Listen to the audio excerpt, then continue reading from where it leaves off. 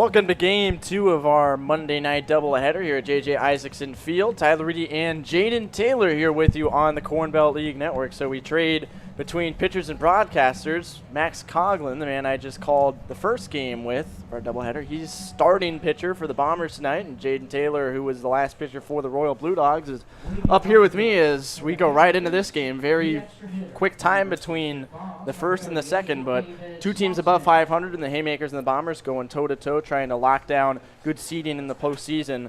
A big one here tonight. Yeah, back-to-back days, we're going to see these two teams match up. Cole Warner, again, a beautiful day yesterday. 9 strikeouts, 123 pitches. And I think the Haymakers, it's going to be a West Side versus West Side matchup, actually. We mentioned Max Coughlin. We're going to see Caden Van Hill here tonight for the Haymakers. So two really solid pitchers.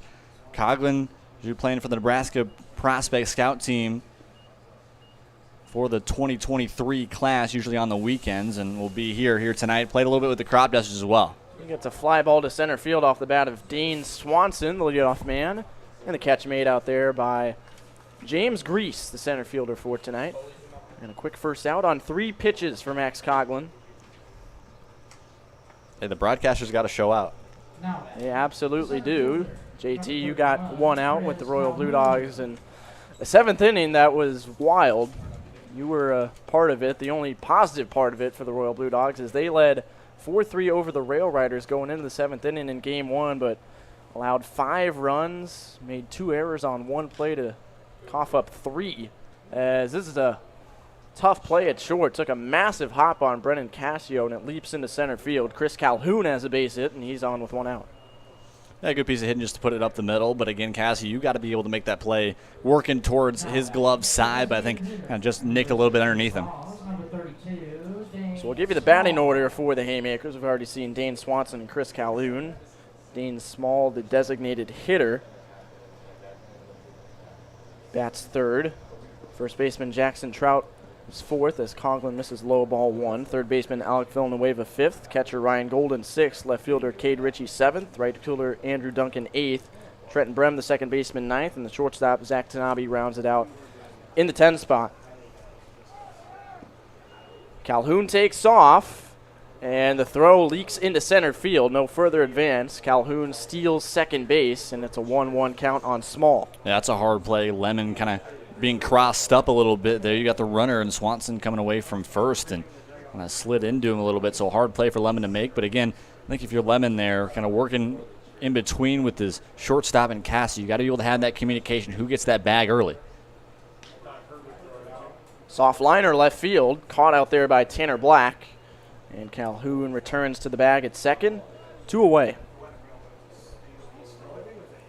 Max Coughlin has pitched once earlier this year. It was for the Crop Dusters.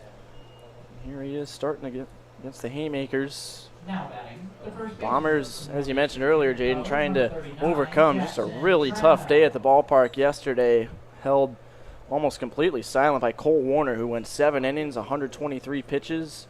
Allowed just 1 run, but it was unearned, and Bombers fell 2-1 as that is up and in. Nearly nicks Jackson Trout, the first baseman. Yeah, that's at times going to be the problem at times for Max Coughlin, especially working with him this past spring. Sometimes he's going to open up a little bit and leave some balls a little bit too much over the top of the zone. His biggest pitch is going to be a slider, and it moved really late. It's a really good moving slider, really working mid-70s. He's dancing around over there at second as David Swanson's got to take off. It's Calhoun over there, but Coughlin has to step off. As you said, Chris Calhoun already a stolen base in the inning, so he can certainly get in the mind of a pitcher. And Trout gets one in on the hands, pops it up. And it's called for and caught by Max Coughlin to end the inning. So we'll go to the bottom of the first. 1, 2, 3 go the Haymakers, and the Bombers will come to bat. And we'll go through some of the scores and standings from this past week in the Corn Belt League, beginning with what we saw in our triple header yesterday. And there you go, Bombers and Haymakers matched up just over 24 hours ago, and it was the performance of Cole Warner, like we talked about, leading the Haymakers to a 2-1 win. Shutout victory for the Black Sox, who are currently in action over at Iowa Western. They beat the Red Raiders yesterday, and then the Filth Ballers taking down the Crop Dusters in walk-off fashion, 3-2 in extra innings. And then you look at what we have here today. Already made it through one game at Seymour Smith. It was the Rail Riders coming from behind on the Royal Blue Dogs 8-4. The Black Sox are currently ahead of the Crop Dusters 2-1 over at Iowa Western. Black Sox need to win out as it stands right now with the current scheduling to keep their hopes of a regular season Corn Belt League title alive. And then here we are with the 8 o'clock game, Haymakers and Bombers. So you look at the standings, Jaden. Filth Ballers still on top at 19-4. Like I said, that weird circumstance with the Black Sox. The only hope for the Black Sox to win the regular season title is that the Filth Ballers lose their final 5 games and the Black Sox win their remaining 3. But standings, Bombers and Haymakers see them at 3-4. These are very, very important games to try and find good footing as we head toward the playoffs next week. Yeah, and again, that 3-4 spot's going to be interesting to look at who you're going up against next. You can either see a team like the Royal Blue Dogs, the Crop Dusters as well, and then drop down as well as the Rail Riders, who we've seen had a good piece of offense here in our first game. It was quiet for the first really 6 innings of that one, but that 7th inning was huge. But I think it's just really feeling out who do you feel you're going to be best with come postseason time. So you look at the meeting yesterday with the Bombers and the Haymakers, and there is Cole Warner with that impressive complete game. Adam Egger did a heck of a job out of the Bombers bullpen, relieving Zane Layden to keep the Bombers squarely in that game, but the offense just could not get it done against Warner. But we'll see if they can get it done today against Caden Van Hill, another West Side High School product from here in Omaha. First pitch is inside, ball 1 to the right fielder, Danny Spanberg, showing bunt. Yeah, Spanberg, again, a guy at the top of the order that has filled that spot entirely. He has the ability to get on consistently, and on-base percentage over 400 this season. The stolen bases have kind of been the big thing for him. 14 stolen bases this season, so I mean, he's a guy that gets on a lot, and you don't really want to give him too much because a walk or a single can really turn up into a 3-bagger just by his legs. 2-1 the count as he waves and misses at a slider down and away. You look at the numbers on Caden Van Hill, the right-hander from Iowa Western. He's made 4 starts on the year and 2 relief appearances. 20 innings pitched, ERA of 3.5, and 23 strikeouts, just 11 walks. As that catches a piece of Danny Spanberg, who always crowds the plate in that right-hand batter's box, and there you go. The speed threat is on to lead off the first. And again, and just something like that, those small things we talk about can be big in big games, and you don't really think about it in the first inning for really any team. But for a guy like Danny Spanberg, able to get on and just a free pass like that, I mean, he's just going to make you hurt, especially even if he doesn't advance this second, he's going to make you think about him and maybe think a little bit too much about it and give too much over the plate. Pop up, just barely into fair territory off the bat of James Grease, and Golden, the catcher, makes the catch. So 1 pitch, 1 out on Grease, and now Tanner Black digs in. You look at Caden Van Hill's last outing. It was a week ago, Monday, against the Royal Blue Dogs. He went 5 1/3 innings, giving up 3 runs, 2 of them earned. He struck out 7 and threw 94 pitches, but a week of rest, and he's ready to go tonight. And that's really why I think the Haymakers of all teams, outside the Filth Ballers, I think have the deepest pitching staff this season. We talk about Warner. We talk about Zwelich is there, has been another guy too. You talk about Aiden Urban, you had Van Hill. You really have 4 starters that you can really be confident and give you good innings. And Van Hill is just another guy that can go out there and give you a good day and allow your offense to help yourself out as well. There goes Spanberg, and he steals second base easily. The pitch was low and away. Tough one to handle for Ryan Golden.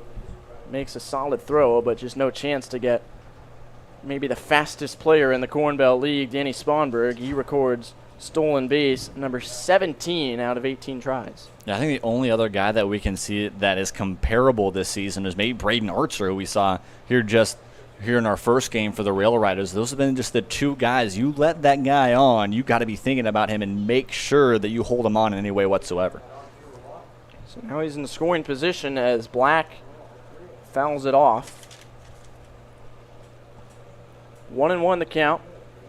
And it's grounded to short. Spanberg on the move to third. The throw is in time from Zach Tanabe, who had a fine defensive game yesterday. 2 away in the inning.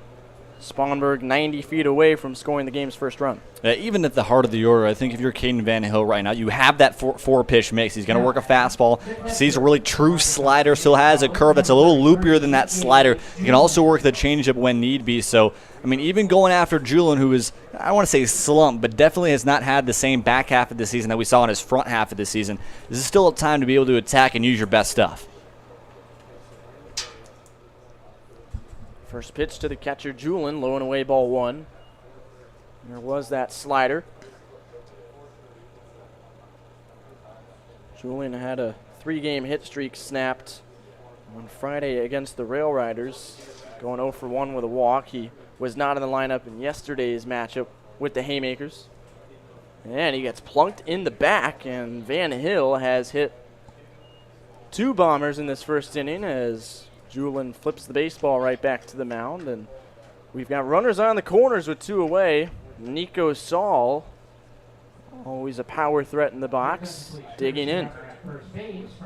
Yeah, a lot of times those can be confidence hurters for you if you're Van Hill, right? You feel like you're trying to get out of this inning, and then you just plunk a guy. And I think, especially here early, sometimes guys aren't even truly warm to the second and third inning. That very well may be here for Caden Van Hill. He's had a week off, and a lot of guys like that same movement, right? That same momentum to put you through. You know, for me, I like going 2 to 3 days. Every 2 to 3 days is very consistent for me. But for a different guy going from a 3 to 4 day stretch, then you move it to 6, 7 days. I don't want to say rust, but just definitely not the same rhythm that you're normally in. Quickly 0-2 on Saul. He has had a rough go against the Haymakers this year, going 1 for 10 with 5 strikeouts, and 3 of those strikeouts came yesterday. 0-2 pitch from Van Hill. That is in there on the corner for strike 3. Julian, the pinch runner, went to second base, but it does not matter as Saul with a backwards K, and we will take it to the second inning. 2 left on base for the Bombers. We're scoreless through 1 here on the Corn Belt League Network.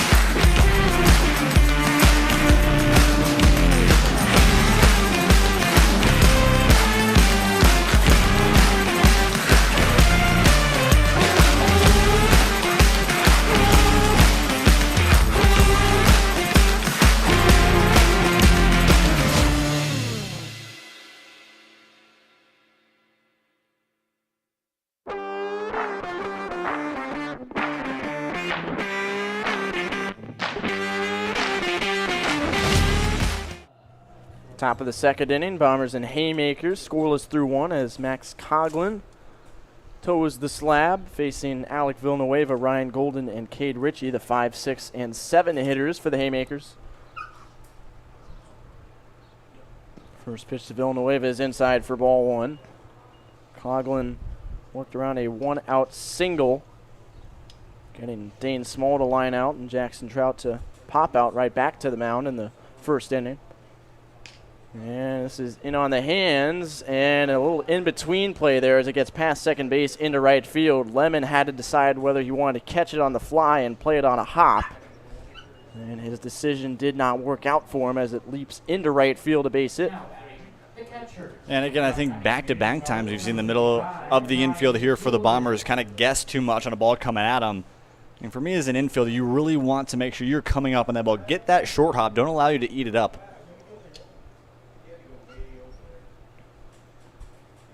Now Ryan Golden, the catcher, takes a called first strike.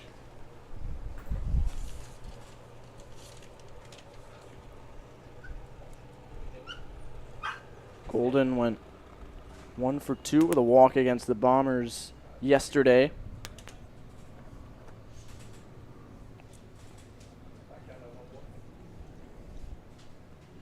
Villanueva at first base, 4 stolen bases out of 6 attempts on the season. As the 0-1 pitch is upstairs, 1 ball, 1 strike. Golden out of Cloud County Community College. Batting average in the mid-200s. As the 1-1 pitch is outside. Good miss on that slider just off the plate.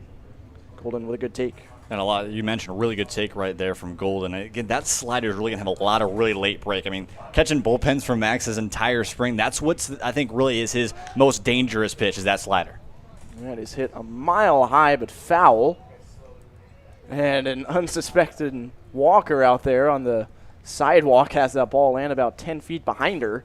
And she'll get a souvenir, 2-2. Runner was in motion that time, Villanueva from first. So we'll see if the inside fastball sets up that nasty slider away. Lifted into right center field. There's a gap there in the outfield, and nobody can get to it. Grease and Spanberg converged, and this will be a double for Ryan Golden. Grease was shaded toward left center field, Spanberg toward the right field line, and as a result, that ball hung up for a while, but neither could track it down. That was a really good job by Golden right there, really being able to allow that ball to travel, to get his hands to that ball, put it the other way, right? Again, you're down in the count, you're trying to work your way out of it, per se, in a way for him, but I mean, he's just able to get really good contact, allow that ball to travel, and right there, good things can happen when you can really get the barrel to the ball. So second and third, nobody out. Golden opportunity for the Haymakers to strike first.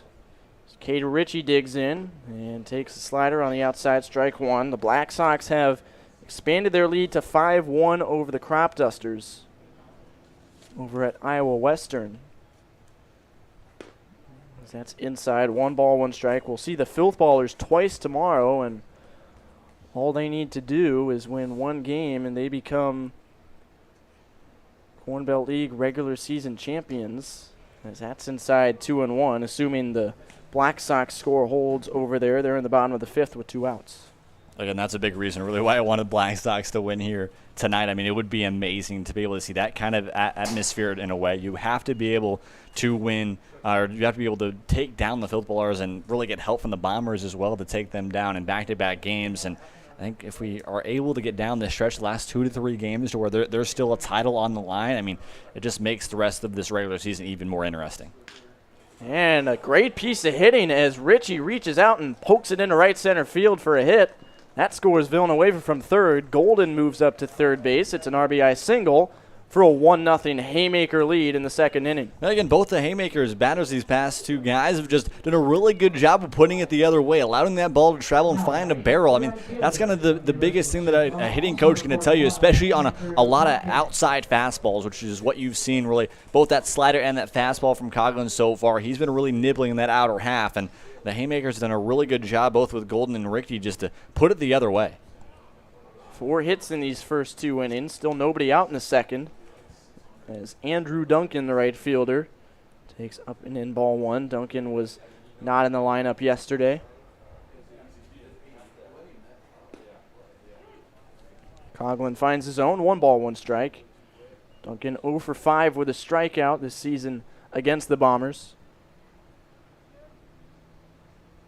Out of the University of Sioux Falls. And that hits him on the upper arm. And Coughlin now has loaded the bases. Still nobody out. As we've seen 3 hit batsmen between the Bombers and the Haymakers in this first inning and a half. In no way is a spot you want. Again, you've given up a run, right? Your offense, the Bombers have been able to show, have the ability to maybe find a way back just with 1 run. But here with bases loaded now, this is going to be a big problem. You have to find a way here for Coughlin just to minimize, just 1 or 2 more can be allowed But this is a big thing for him, right? Again, you're thinking here you can't quite give too much, even to the bottom of the order here, but you still have to be able to attack. No bases are open, but you still have to be able to find a way to get one yourself. 0-1 on Trenton Brem. And just outside, 1 ball, 1 strike. So Coghlan is in similar position to Rail Rider starter Nick Mercek in that first game of the doubleheader. He already gave up a run in the first inning and then loaded the bases with nobody out, as this is pulled foul. And with the bases loaded and nobody out, already down 1-0, Mercek recorded 3 straight outs to keep his team well within striking distance, and the Rail Riders ultimately came out on top, winning 8-4. So even early in the game, moments like this where you can limit the damage are vital. And Coghlan gets a big wave and a miss for the strikeout. Brem goes down swinging. That disgusting slider in the left-hand batter's box for out number 1. Again, that's the biggest thing with the velocity and the RPMs that you're going to see from Coghlan's slider. It really looks like either that's going to be a two-seam look or even maybe a sinker out of the hand. It looks like it's going to move, or at least shaking a little bit, but it doesn't look like it's going to drop. And about 15 feet in front of home plate, that one just dies, and that's the biggest thing for his slider. Again, that's the biggest thing for him is just being able to make sure guys chase on that. When he hangs it, it's going to be an easy, really curvy loop kind of thing that's going right across the middle. That's when it can really hurt him, and you know when he's on or off. Strike 1 to Zach Tanabe, the shortstop. We need one of those pitching ninja fastball slider overlays on Coghlan. Give you a little look at how tough it is to be in that batter's box. And that hits something on the way into the catcher. I guess it'll be ruled a ball. 1-1. Not sure if it hit the bat or the arm, but say it's a ball to make it 1-1. Tanabe, the 10 hitter. As the 1-1 pitch is fouled back, 1-2. So Coghlan could pick up a second consecutive strikeout here and force the Haymakers into a bases-loaded 2-out situation and eliminate their opportunity to score a run while making an out. Here comes the 1-2. You can see the movement on that. Not sure how Tanabe laid off, but he works it to a 2-2 count. I didn't try outs. I did not lay off on that slider.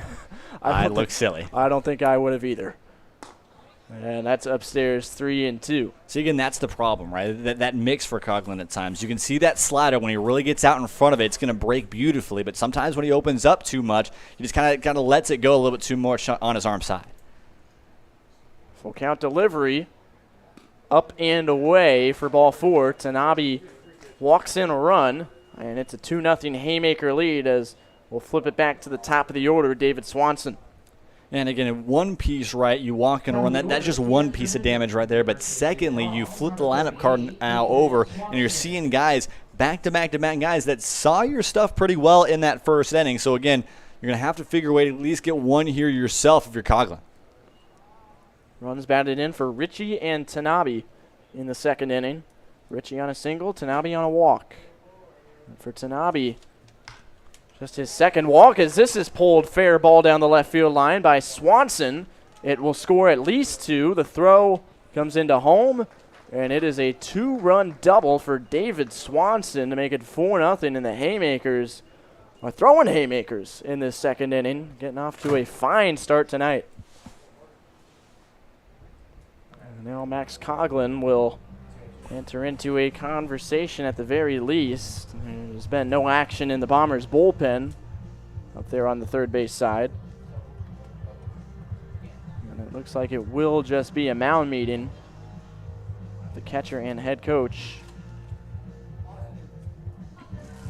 David Swanson with a 2-run double to score Ritchie and Duncan. Tanabe goes to third, still just 1 out in the inning.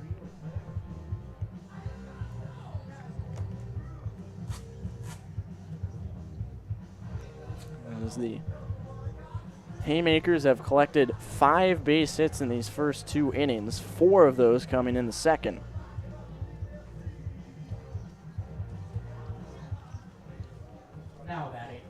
And Chris Calhoun, the center fielder, will be the 8th Haymaker to come to the plate in this inning alone. We'll see if Coghlan can settle things down.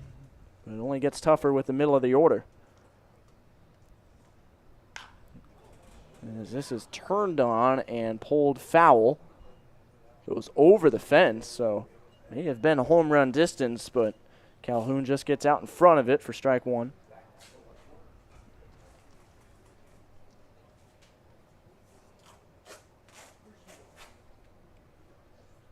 Coughlin ready with the 0-1. Calhoun chops it to third. Weber looks the runner back and throws to first for out number 2. So we've seen flashes of some damage control for Max Coughlin. Got the strikeout of Brem with the bases loaded earlier, and there's the ground out. We'll see if he can get that third out and escape the inning with 4 runs allowed. Again, we talk about this is just the time to be able to figure your way out of it. Allow your offense to come back onto the field and find a way to maybe squeak your way back into it. Again, Coughlin, we talked about it here coming into this one for him. It's going to be a limited pitching staff that we're going to see here today for the Bombers. That's been the problem for them all season. Again, Adam Eggert's been amazing. He's been arguably the best pitcher so far here in the Corn Belt League. But outside of that, Zane Layden has decently struggled. I mean, he's been good enough to be that number 2. He's just not been able to be really the ace that they need him. And outside of that, it's been a struggle piece. I mean, the bullpen ERA over 8. I mean, that just it's a thing that just shows off so many struggles. And we saw that for the Royal Blue Dogs, too. The bullpen has really struggled this season, not been able to help their starters out. 1-2 the count on Dane Small, the DH. He lined out in the first inning, and his last 6 games coming into this one, he's been swinging a good bat, 5 for 16 with 3 doubles and 4 runs batted in. And he hits this one to center field, shallow right center, and it's down to score 2. Diving try by Grease, he could not come up with it. Both Tanabe and Swanson score. It's a 2-run single for Dane Small and a 6-run second inning for the Haymakers. Yeah, this is a time that I really got to think. If you're Austin Alexander here, I mean, 6 runs in the second. There's only so much you can allow Coughlin to go here. Again, a guy that does also pitch on the weekends for prospects. So, only so far that we can see Coughlin go here. You got to see who else might be available in your pen. Cleanup man, Jackson Trout, takes inside ball 1. He popped out to Coughlin to end the first inning. And he is the 10th man to bat. Haymakers batting around. Small at first. As this is lined to left field, and that's a base hit. Down in front of Black. And base hit number 7 for the Haymakers, and then the inning extends to Alec Villanueva, who led off the inning with a single. Already 43 pitches here in the first inning and 2/3 for Max Coughlin. And again, this is just the piece for him. He's been leaving way too many balls over the heart of the plate. That's been the big problem with him so far on this one. You're seeing a lot of balls really get pieced up on the barrel. And I'm really surprised that we haven't seen more of his off-speed look so far, because the Haymakers have really found success on that fastball.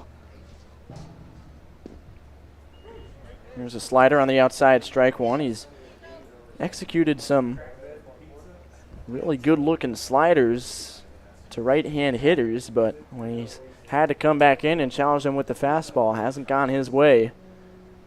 Haymakers have barreled him up, as you said. There's a slider. Villanueva gets a piece of it, fouls it off, and it's 0-2.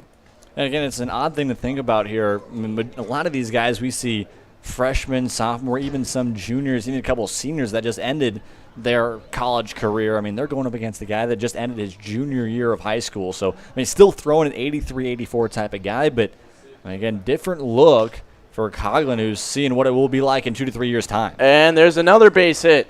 Grease, another diving try, but it drops and hits his chest. Small scores from second. Trout goes to third. Villanueva's second single of the inning plates run number 7.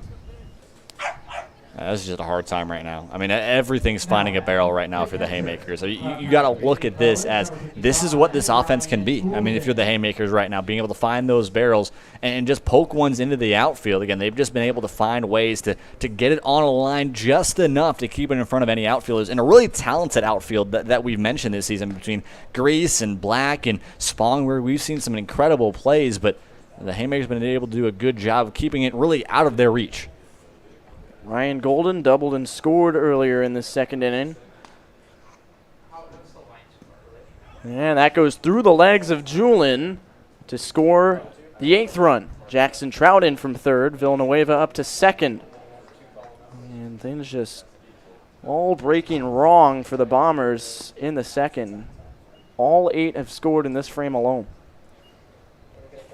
And we've been talking and asking the question all year, Jaden, about who is that team that might be able to catch up on the Filth Ballers and potentially knock them off in the postseason. And it's been the Haymakers for me. Yeah, it's still been the Haymakers. I mean, both of us, yeah. And, I mean, I think they're answering the question right now. We know about the pitching with Van Hill and Urbaum and as Welch has even been Warner. able to have good out. I mean, they even had some guys. They had some guys that aren't even really true pitchers that they've been able to rely on at times. Guys like Carter Betts. We saw Zach Tanabe with. He was one of our player of the games earlier this season with a pretty incredible relief appearance from him. I mean, he's hitting really 86, 87 consistently with that fastball. It's just really how long the arm can go for Zach. But again, I mean, the biggest thing for them, just what is the team that has the most pieces to be able to do it? And so far, it looks like to be the Haymakers. And the offense is quickly joining that pitching staff in the elite conversation. An 8-run second inning. Conklin gets a grounder to third to end it, but the Haymakers blow it wide open in the second inning with 8, and the Bombers have quite the mountain to climb. We'll be back in a moment for the bottom of the second inning on the Corn Belt League Network.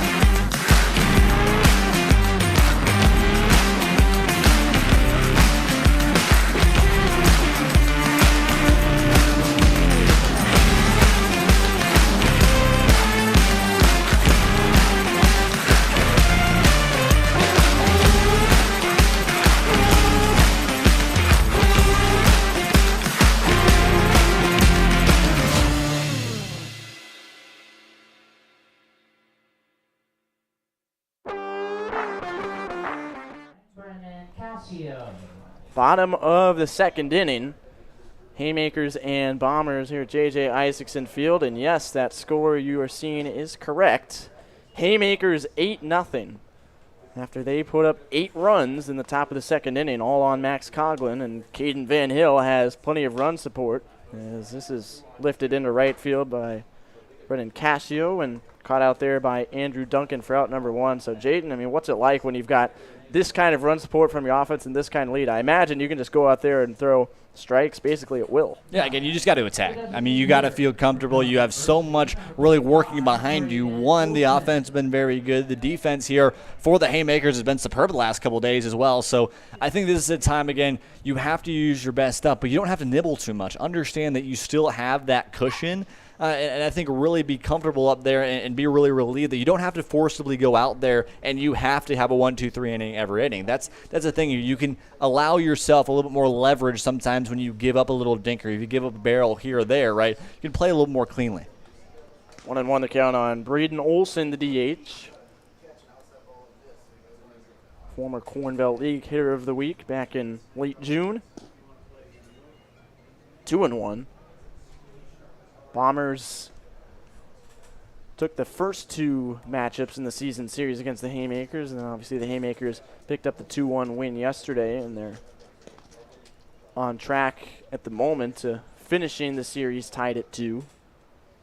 3-1 on Olsen.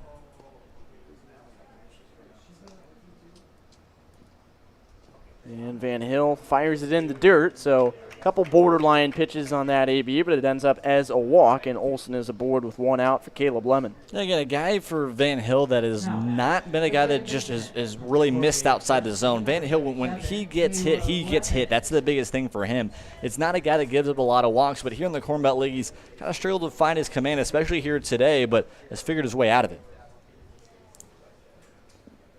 In the dirt, blocked by Golden, and his throw down is well in time to get Braden Olsen attempting to take second base. So there's your second out. Saw all kinds of mistakes on the base pass in the late game yesterday by the Filth Ballers, and Bombers a bit of a miscue there. Olsen reading that pitch, getting away from Golden, but he kept that squarely in front of him. I think it was interesting of all things, after so many mishaps for the Filth Ballers yesterday on the base pass, they end up winning because of a smart decision on the base pass. Yeah. That player referencing Trevor Winterstein in that 8th inning. He was the initial placement runner at second base, and with 1 out, he attempted to steal third on the very first pitch of the AB, and Thatcher Poteet of the Crop Dusters threw it into left field, and that was your ball game. There's the 3-0 on Caleb Lemon, and there's another walk, so now the caught stealing really hurts the Bombers. They do have a 2-out base runner on the walk, however. Again, Van Hill just does not seem incredibly comfortable up there on the mound. I mean, the fastball is still running. It's not a two-seam look, but a lot of times it will have just a little bit of arm side run for him, especially kind of working over the top. I think he just catches a little bit on the different grip placement that he has. But for Van Hill now, I think you got to see really right there the off-speed, and that was really what I was going to mention. How well can he work his off-speed, kind of maybe seeing the bottom half and then the top half of this Bombers order, maybe seeing switching around how you're going to look these hitters. Kyle Weber swings away, pulls it foul. He's down 0-2. Weber with 2 hits yesterday against the Haymakers, making him 3 for 7 against the guys in orange this year.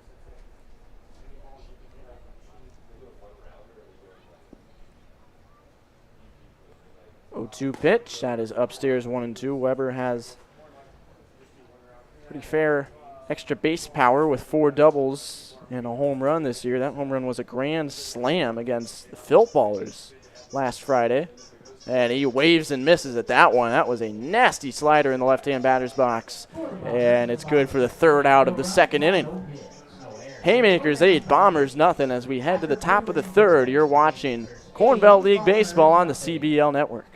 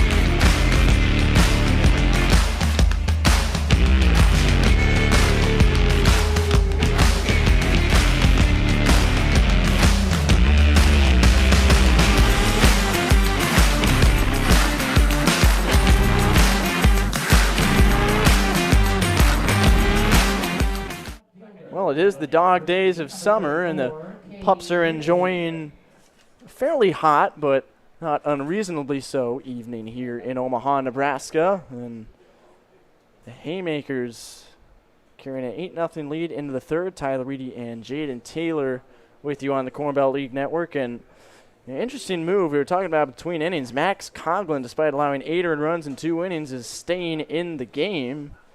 And looks like Josh Poston, who is not usually regarded as a pitcher, is out there warming up in the Bombers bullpen. Yeah, and I think this really more or less shows the just lack of depth in this Bombers pitching staff. Again, we talked about Eggert, we talked about Layden, but outside of that, there's just been a lot of question marks. And hey, maybe a little bit pick me up, right there by Max Coughlin, able to find that slider. That's the thing. That's his put away. That's the thing we've seen so much from him that has been dirty, even at a college level guy. I mean, he has that college type of slider.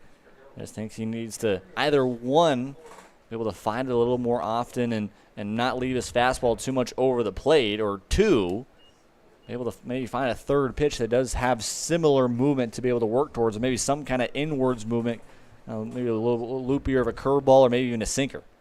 That was the second strikeout for Coughlin, both on the slider. Now 1-1 on Andrew Duncan, the right fielder. Yeah, 4 straight pitches have all been sliders right now, and I think Coughlin's really working it. Duncan was hit by a pitch and scored run number 6 in that second inning. He swings through that pitch, 2-2. And that one up and in, could be setting the table for that slider. We'll see where Coughlin goes. It is the slider, and it's on the outside corner. So a nice display of off-speed pitching from Max Coughlin. He gets the big swinging strikeout and then dots the outside corner with the slider for 2 away in the third. I mean, that's the pitch. That is the dirtiest pitch that, in my opinion, was in the entire West Side staff this past year. I mean, that slider just has incredible movement in that latter half. It's just so hard for a lot of different hitters to pick up, right? Because you're seeing that coming in. It's kind of shaking more like a knuckleball or a screwball coming in and then just dies out really just about 15 feet in front of the plate. So, again, it's just not a lot of time for you to be able to decide before it gets at you. Trenton Brem pulls one foul, strike one. He was one of only 2 Haymakers that failed to reach base in the second inning. He struck out swinging on that slider. 8 out of the 10 Haymakers got on, and 8 of them scored, and now Brem is on base with a single to center field. That pitch a little bit in on his hands, but he fights it off and dumps it in there for a 2-out knock.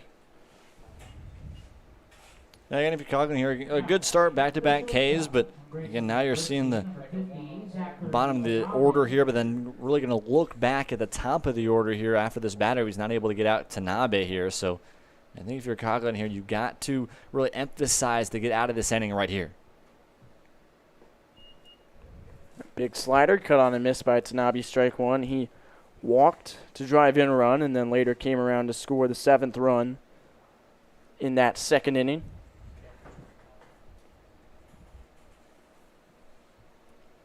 A 1 pitch. Swung on and missed for a strike. Throw down to second is not in time. It's a stolen base for Brem, just getting in ahead of Julin's throw. However, an 0-2 count now on Zach Tanabe.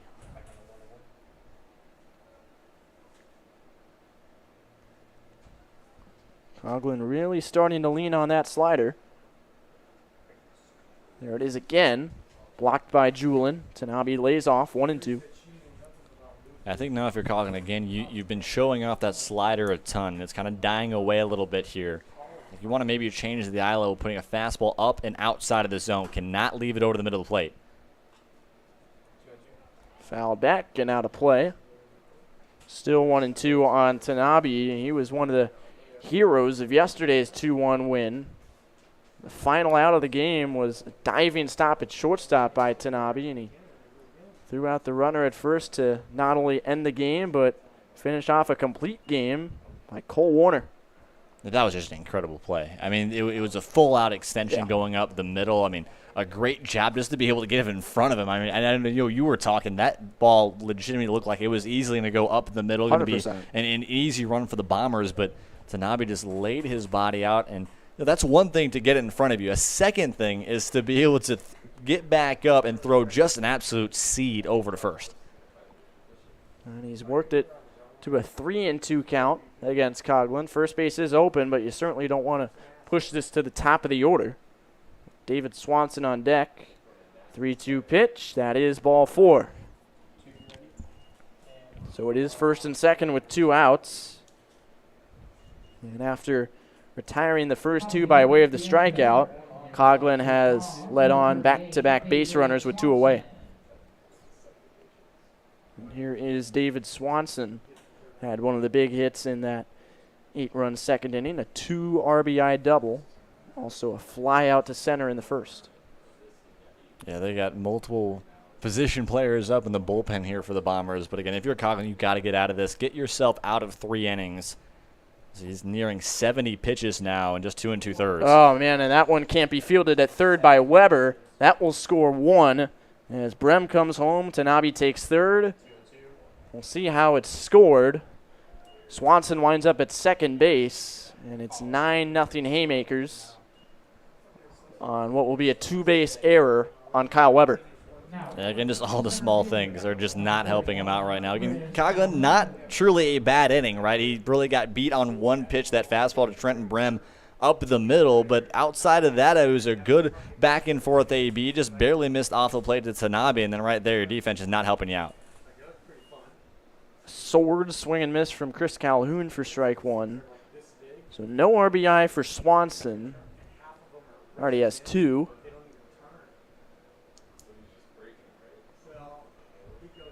Again, swing checked by Calhoun, but he did not go around that time. 1-1 the count.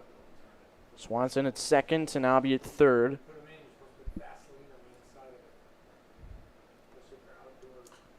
And fouled away 1-2. Reminder, if the Haymakers lead by 8 runs or more through 5 defensive innings, the game will conclude. And there's a swing and a miss. So through all of that, Coughlin strikes out the side. He allows an unearned run to make it 9-0 Haymakers as we go to the bottom of the third on the Corn Belt League Network.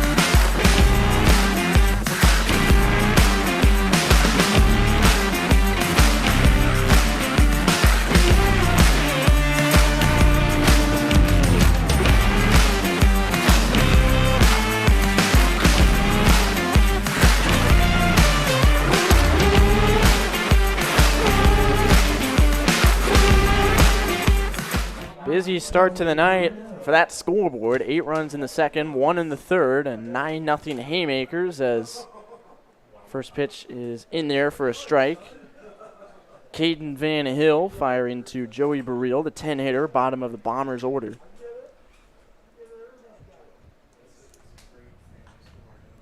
And this is hit high in the air, foul. 0-2. Rebecca Layer's getting warm over in the Bombers bullpen. She almost made that catch. So plenty of options to potentially replace Coughlin. We've seen Poston, Layer. As this is grounded toward third, stumbling stop in foul territory, and an out at first base. What an amazing play by Alec Villanueva. One of the longest throws we've seen from any infielder in the league this year. After he had lost his balance, he still gets Joey Burrell for out number 1. What a play right there. I mean, that is something that you want to put in your highlight reel as a player right there. Again, just being able to work to his backside, stumbles a little bit, but keeps it in his glove.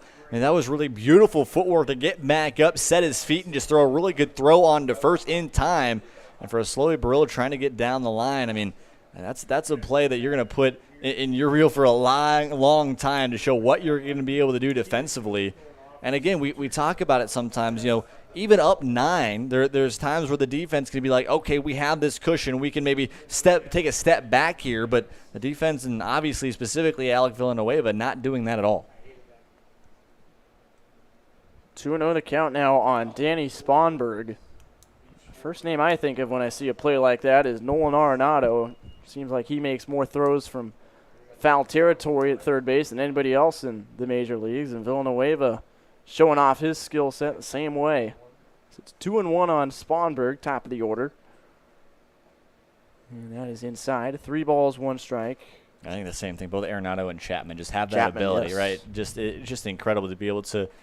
I mean, it's one thing, right, to be able to make a play that's straight in front of you, right? You're standing straight up, especially at third, right? Your entire momentum is just setting yourself up to go straight to first. But not only are you moving to your backside, you have to entirely change your momentum and work your mechanics to be able to throw in time.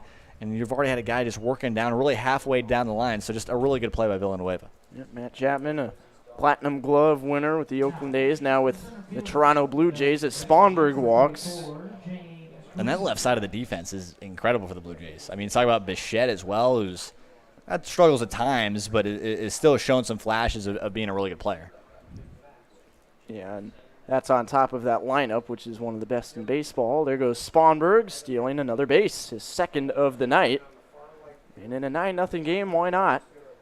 Spanberg moves into scoring position as James Grease is at the dish. Yeah, Golden definitely not even really thinking about Spanberg much there at first, but really a guy you should be thinking of who's just been able to take so many bags this season. That's just the biggest threat that we've seen from the top of the lineup. And I think for any team, that's that kind of value guy that you want at your one spot, right? You just a guy that gets on quickly and figures a way to maneuver his way 90 feet closer to bring yourself in a run. Yeah, 18 stolen bases now for Spanberg, in tandem with 19 runs. That's a pretty good combo for a leadoff guy, but he won't have an opportunity to score with Grease at the plate as he strikes out swinging and pounds his bat into the dirt.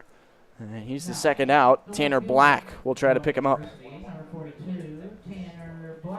Black grounded out to short in the first inning. He's in left field tonight. It's Caden Van Hill on the verge of making it through 3 scoreless innings to begin his outing. But he fires one in the dirt. And Spanberg a wide turn at third as Golden goes back to the wall to get it. Spanberg moves up 90 feet. Again, you saw the frustration right there from Grease, and that last strikeout, he hasn't had it hit in just over 10 days. Last hit back on July 8th. So for a guy that was really one of the biggest pieces out of the middle of this order, we saw Nico Saul, we saw Gage Julin, we've seen him as well. For Grease to struggle this much these last 6 games for the Bombers, it's really uncharacteristic. But, I mean, that's going to happen a lot of times for guys. You're going to get into slumps. It's really just a way to break out of it. And I think right now this is the time to be able to do it, right? You've really got nothing to lose. Figure your way out of this. Line to short and caught on the fly by Zach Tanabe. So for the first time in 3 outings against the Bombers, Caden Van Hill does make it through 3 scoreless innings. And the Haymakers take a 9-0 advantage to the 4th. You're watching Corn Belt League Baseball on the CBL Network.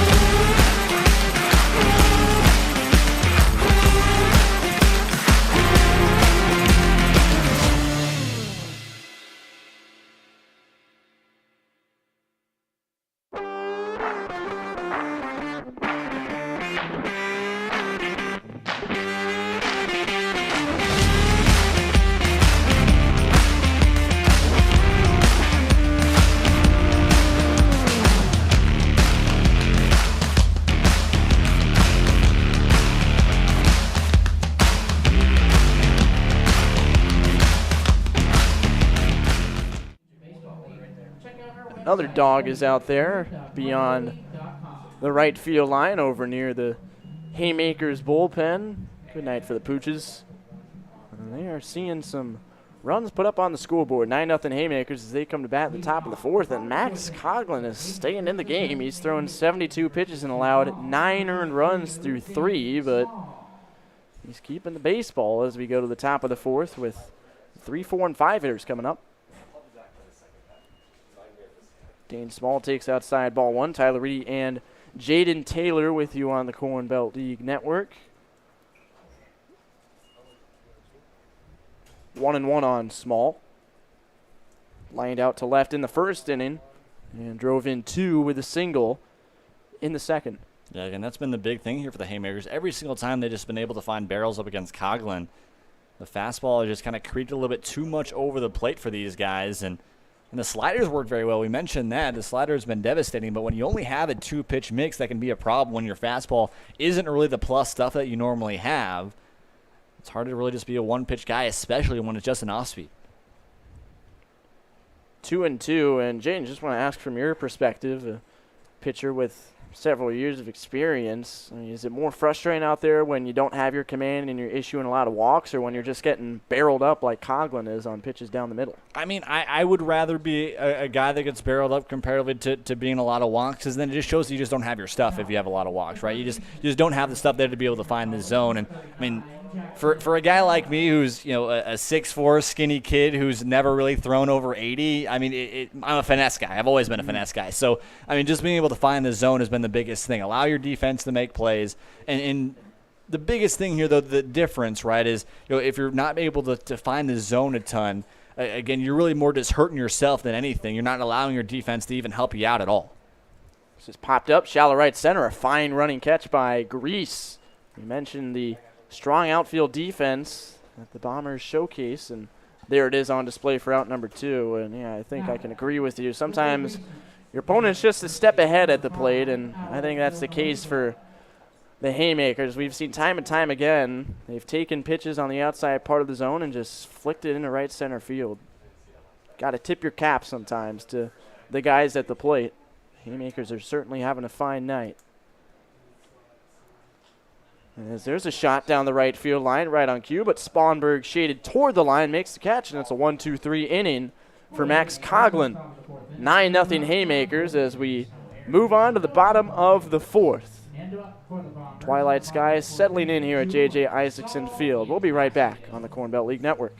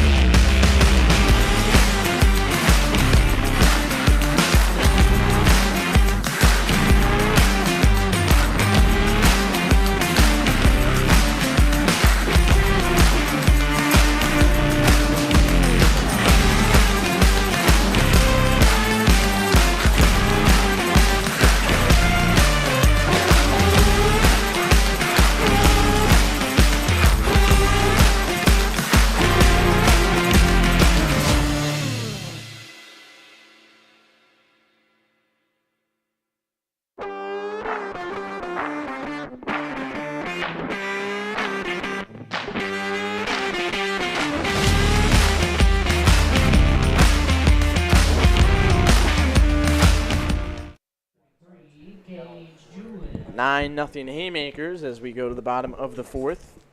Caden Van Hill working on 3 scoreless innings. He faces Gage Julin, Nico Saul, Brennan Cassio of the Bombers, the 4, 5, and 6 hitters, and fires strike 1. Julin was hit by a pitch in the first.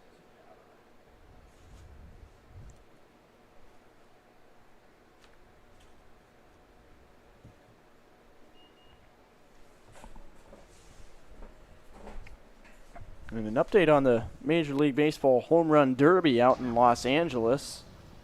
Julio Rodriguez has beaten defending back-to-back champion Pete Alonso in the semifinals, as that's fouled off 1 and 2.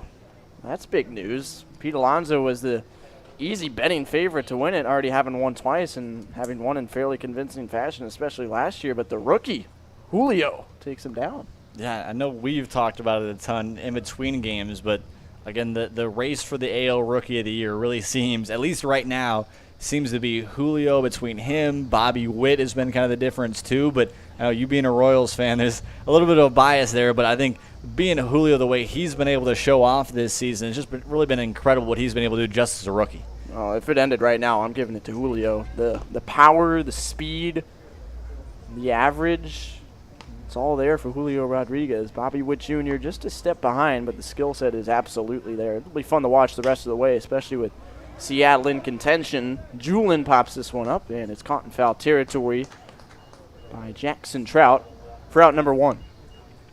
And I think it's really, to an extent, it's two different types of playing styles between Julio as well as Bobby Witt. Again, it's you're seeing the consistent power from Julio that you've seen really throughout the entirety of his career, going from his next step. I mean, Bobby Witt's been another guy that we've seen really from day one of draft day a couple years ago. I mean, he's just been that kind of piece that we've been able to see of it's really how well can the Royals kind of build around him to an extent.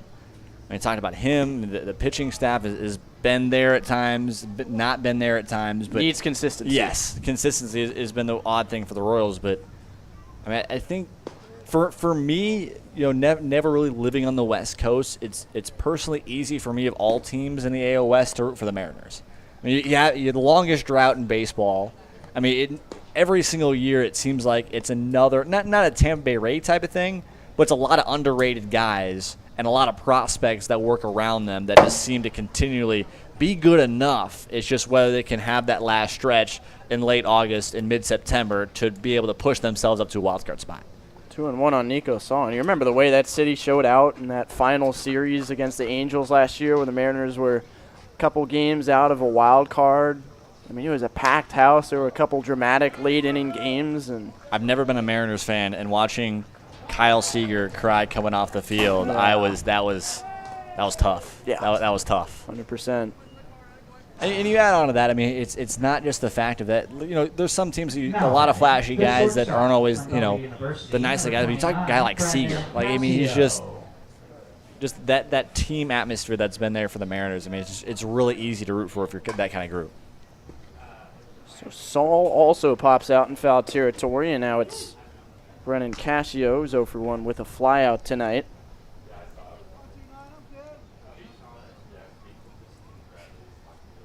Major League Baseball All-Star Game coming up tomorrow. Home Run Derby tonight, as that one, another in-betweener, hops past Jackson Trout, who tried to make a play on the fly but got short-hopped. And that, I'm sure, will be ruled an error as Cascio reaches with 2 down. Yeah, those are oddly really hard balls to look at, right? You're kind of in this dusk time to where the ball kind of doesn't look as consistent off the bat, and that kind of spin right there, it's one of those things we talk about like as an outfielder, right? A ball that's coming straight at you is a lot of times harder than one where you kind of have to gauge it and move a little bit to your right or left. That's kind of the same thing there. It looks like it's coming straight at you, but with the spin and the lighting, you can't quite tell even if there's spin on that ball and how much it's coming towards you. So it's just that kind of in-between things towards you just can't always expect what's really coming at you. 0-1 to count on the DH Braden Olson. He walked and was caught stealing in the second. And he waves and misses. 0-2. The Black Sox game at Iowa Western has gone final. 6-1 the final score. Black Sox win. So they stay in the hunt, the only team in contention with the Phil Ballers for a regular season title, setting up a do-or-die situation tomorrow with the Phil Ballers playing twice. And there's a swinging strikeout of Olson. We go to the 5th inning. Could be the final inning. 9-0 Haymakers through 4 on the Corn Belt League Network.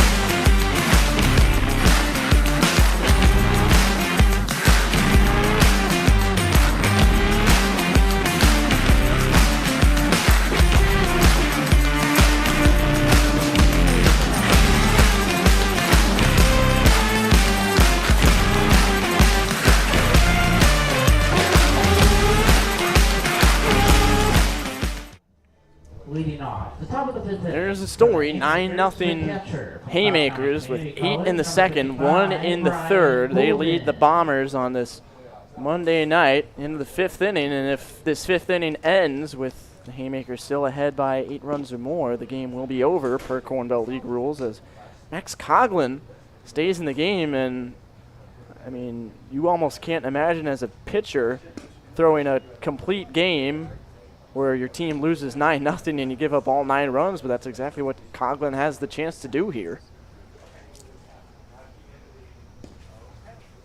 You and I both surprised Jaden that he's stayed in for this long, but I'm going to keep it at that. Yeah.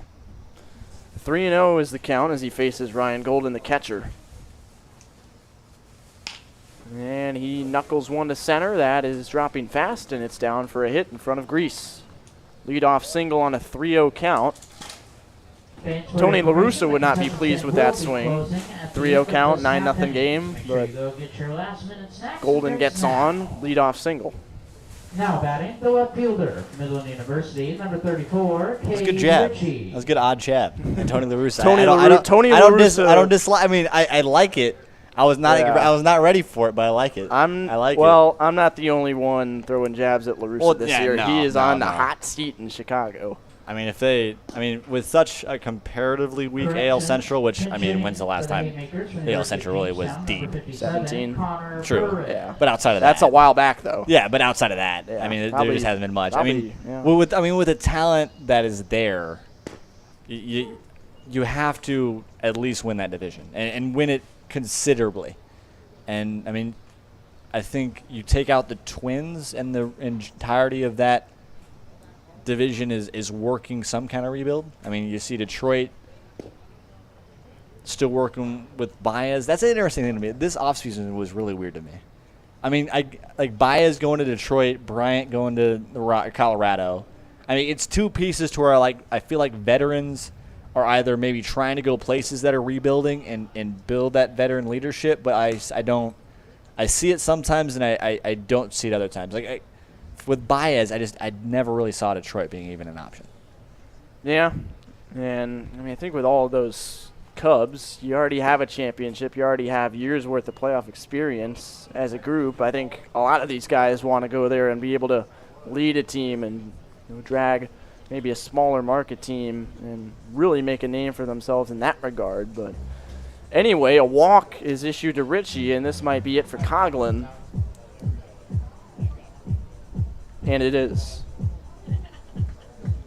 So he goes 4+ innings, allows 10 hits, 9 earned runs, and he'll give way to Rebecca Lair, making her pitching debut for the 2022 season when we return on the Corn Belt League Network.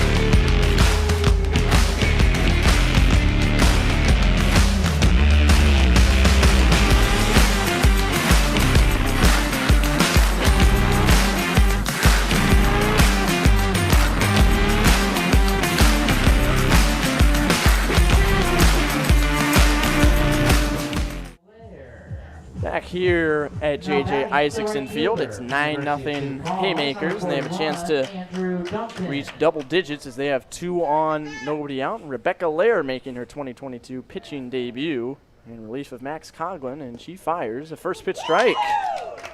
It's a loud, rousing cheer from the crowd. Strike 1 as she'll speak with catcher Gage Julin for a moment as Andrew Duncan, the right fielder, is at the plate. He's been hit by a pitch and struck out. Also a run scored tonight. I think we need a I wish I should have done this on Twitter, but on the little MLB thing, the little like fake emoji thing, the position player pitching thing. Yes, we need the that. cut forth thing. Yeah, we do. I've never copied and pasted one of those. Have you ever thought about that? Who makes those? Like, who makes those type of tweets that it's all just, like random dashes and parentheses and stuff? How much time does that take? I've tried to do something kind of like that before, and it took way too long for it to be worth my time. But I mean, they've been. Yeah, but then it's worth everybody else's time because then everybody else gets a copy off of you. They have been using it for a year and a half now, so I'm sure it's paid dividends. But yeah, I mean, this is the first non-pitcher I've seen in the games I've done this year, so would be a good time for it. 1-2 the count, and Lair gets a chopper back over the middle. Cassio's only play is first, and he gets the outs. Runners now at second and third with 1 away. Again, that's just going to be the mindset for Lair. I mean, you're coming out, not a person that has had a ton of pitching experience, one here, much less ever, and just being able to allow your defense to make plays and get yourself through this top of the fifth and then see what your offense can do in the bottom of the fifth. But I think my question here is not just what's going to happen for the rest of this one. What's the move tomorrow for Coach Austin Alexander going against the Philsballers? I mean, that's a big question. I mean, because you look, I mean, there is some bullpen pieces there that we've seen that's been decent. I mean, you talk about Braden Olson, who's been decent in his 16 innings or 14 innings of work so far, has a sub-4 ERA. But outside of that, there is not one other guy that is in the bullpen, which exceptions here if we want to call bullpen not the starting rotation. If you take out Eggert and you take out Layden, there is not one guy that has an ERA with 5 innings or more that has an ERA below 8. And Eggert and Layden both pitched yesterday. Yes. So that's certainly a tough situation, something to watch as it's 1-1 on Trenton Brem. And Eggert pitched 5 days before that, even. Yep. So, I mean, you add on in a relief appearance for him. 2-1 the count now on Brem.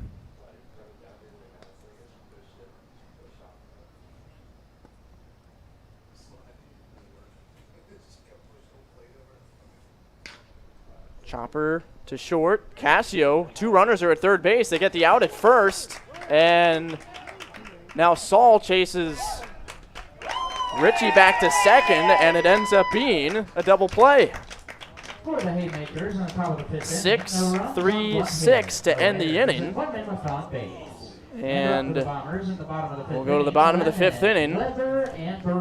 9-0. Bombers need 2 runs to keep the game going. We'll be right back here on the Corn Belt League Network. No matter what your age, skill level, or position, your baseball season begins at the Strike Zone. Featuring state-of-the-art batting cages, group and private instruction, the Strike Zone provides athletes all the training and equipment you need to get your game to the next level.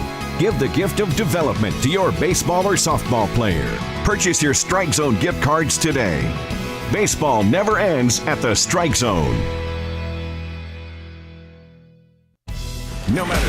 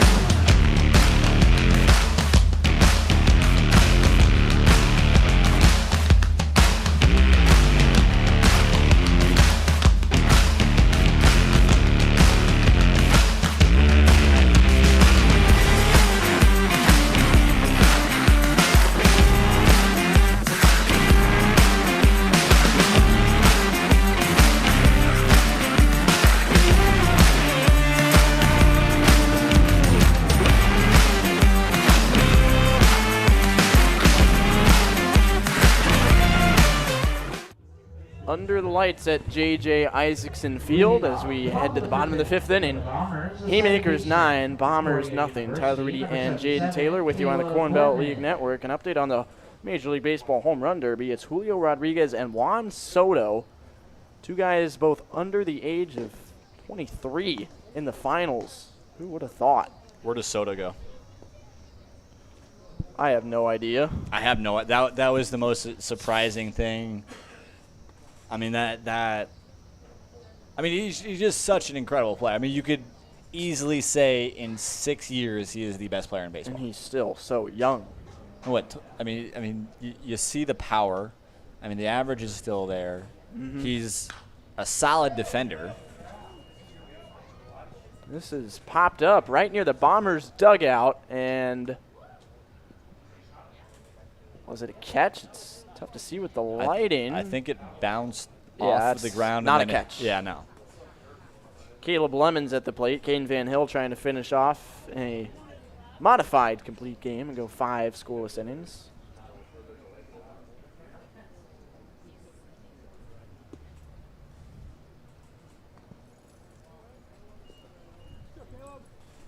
Two and two the count.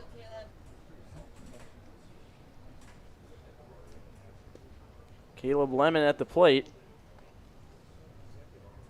I won't say the word, as this is pulled foul, but the Bombers don't have a hit through 4 innings. Didn't say the word. I didn't hear it. I don't have no idea what you're talking about. Got to phrase it differently. No idea what you're talking about. Can't say that. Can't say that Caden Van Hill has a you-know-what going. Not going to do that. He's 2 outs away from it as he gets a swinging strikeout of Lemon. Here's the question: you count it in 5 innings? Is that like the no, same with the no, 7 inning? No, Matt. No, you don't. No, Mad Bum did it last year, and it was kind of frustrating because of the Major League Baseball COVID doubleheader rules. But yeah. I mean, there's nothing you can do about this. It's the mercy rule. 0-1 on Kyle Weber. Do you purposely give it 4 walks to allow, or what? 5 walks, 6 walks to allow 1 run, then just go out 2 more innings? That would drive somebody crazy. Probably you? For us? I don't know. Somebody in the stadium would lose their mind. Somebody would maybe lose their job. I don't even know. 0-2 on Kyle Weber. We're done. We're done, Tyler. Yep. Done for the year. Inside, 1-2. I mean, again, for a guy that kind of struggled, I mean, I wouldn't say struggled, but just didn't have quite the stuff that personally from what I've seen from Van Hill has seen in his career. I mean, the 4-pitch mix has all worked for Van Hill. I mean, that was the biggest thing when I played with him last year. He was a guy that does not give up a lot of walks and really keeps you through 6 or 7 innings, may leave, 1 or 2 runs out there, but always gives your team a chance. Swinging strikeout of Weber. And now Joey Burrell, the 10-hitter, representing the last chance for the Bombers. Penn State Beaver, number 69, Joey Burrell. Bombers need 2 runs to keep the game alive, trailing 9-0. First pitch from Van Hill. It's a 10-run rule, actually. Apologies. So it's 10-0. So we will play on here, regardless of the outcome.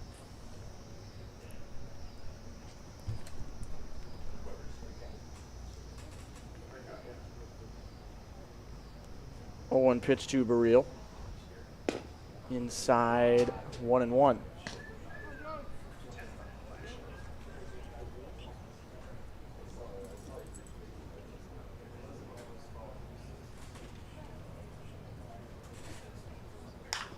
In the air, right field.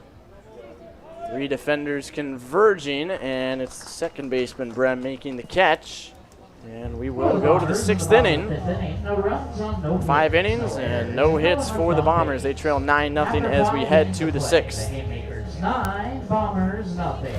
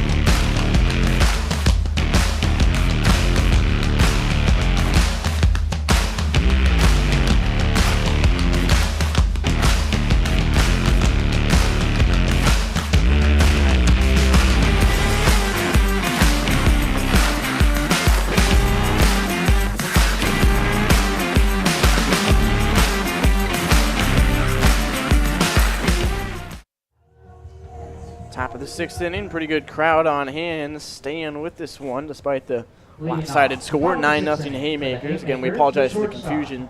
Game is over with a 10-run lead after the 5th inning or later. So it continues here.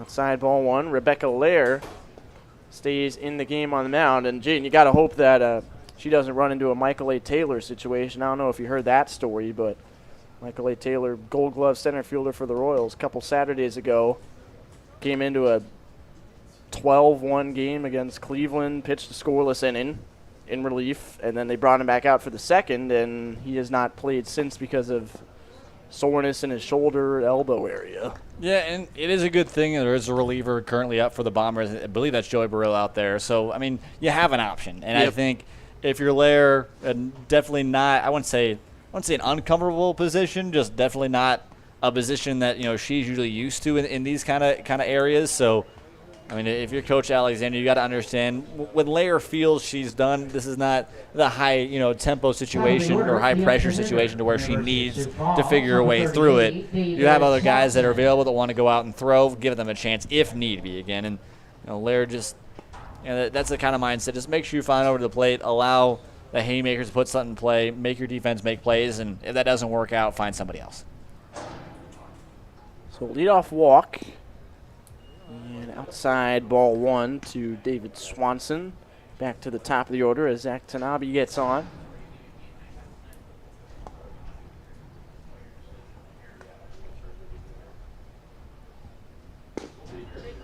One and one on the outside corner. Okay, Jaden, I know you've been holding on to this one for a couple innings. Why should Sandy Alcantara be starting the All-Star game? Because he's the best pitcher in baseball.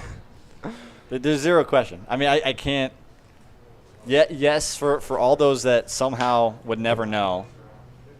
Line to center and caught, out number 1 as Swanson lines out to Grease. My father and I very likely are the only 2 Marlins fans, maybe not just in Nebraska, but probably in the Midwest. And to have a pitcher that has, been as good, if not better, since Jose Fernandez, 5-6 years ago, I mean, it's just insane to see what Sandy does every single night. I mean, I can look it up. I think there's been 2 nights where he's not gotten 7+ this entire season.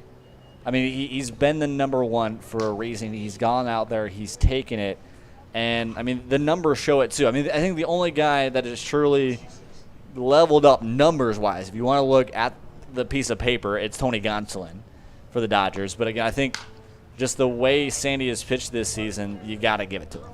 I mean, I do understand the idea of, again, it's the All-Star game. How do we bring more people in? Clayton Kershaw, right? Clayton Kershaw's a legend. But who is the better pitcher this season? I think Sandy. But I do understand the idea of bringing Kershaw. I understand the business idea. I just wish it was the better player all the time. And again, you can think about that. So, I mean, Ohtani's not going to go out there just because of the situation as is. But, to even blow it up, the ratings even more, you got Ohtani versus Kershaw. Again, the same type of thing we talk about Pujols versus, the possibility of doing Pujols versus Rodriguez. It's the legend versus the new guy, right? How's the old generation mixing up with the new generation of baseball? It's great. It's just my bias as a Marlins fan. As a Marlins fan that has dealt too much with just mediocrity in our pitching staff. Just so many years of we either have a great pitching staff or we have great hitting. We never have both. Fouled away 0-2, and you talk about your appreciation for Alcantara as a Marlins fan. As a Royals fan, this is coming off the top of my head, but I think back to the loaded 2018 pitching draft class, 4 first-rounders and an additional later-round big leaguer in Jonathan Heasley. I believe this year that whole draft class, 4 or 5 of them have pitched in the big leagues this year, and there are only 5 or so 7+ inning performances, and Alcantara has a lot more than that. Yes. Oh, yeah. And it's just amazing. That's combined between all the 2018 draft picks, and Alcantara has way more. So yeah. I think with that, I mean, you talk about that as well, just the different guys. I mean, for me, again, as a Marlins fan, it's just incredible to watch that every single night of when he's on the mound. It's going to be a show when he's on the mound. I mean, a 176 ERA this season, yet is still 9-4, which again is not horrible, but not a guy that has a 176 ERA. Great effort in foul territory by Nico Saul, but he can't get there. Dane Small struck out, so now it's Jackson Trout with first and second, 2 away. Rebecca Lair still toeing the slab,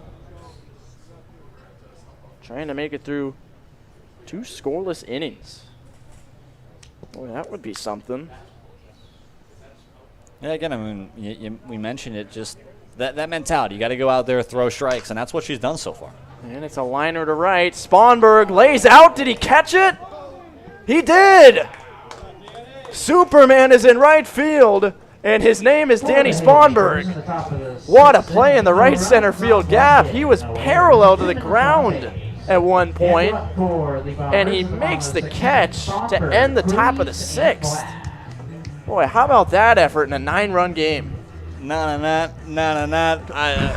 got to do it. You have to do it on a play like that. That was insane. Sports Center Top 10. Let's get them on the phone during the break. We'll be right back. Bottom of the 6th, 9-0 Haymakers.